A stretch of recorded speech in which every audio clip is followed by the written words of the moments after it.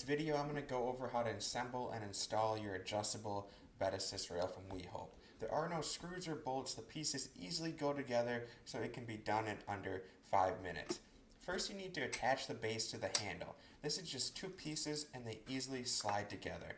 Second, we need to install the base, which slides underneath the bed. And this is just 1 piece and it attaches to the handle. Now on to the third and final step, which is to attach the legs. There are only 2 pieces, and just like all the other steps, you can quickly pop them into place with the pins that are already in the product. And just like that, your bed assist rail is now fully assembled, so let's install it on the bed. Installing on your bed is the easiest part. There's a bunch of different adjustable heights, so you just need to measure it up to your bed to get it at the right height. Then you slide it under your mattress, in between your bed frame or box spring, whatever you may have. The handrail is now ready to use. This is great for anybody who has issues getting in and out of their bed, whether they're older or suffering from an injury. This is a convenient and easy way to help them out.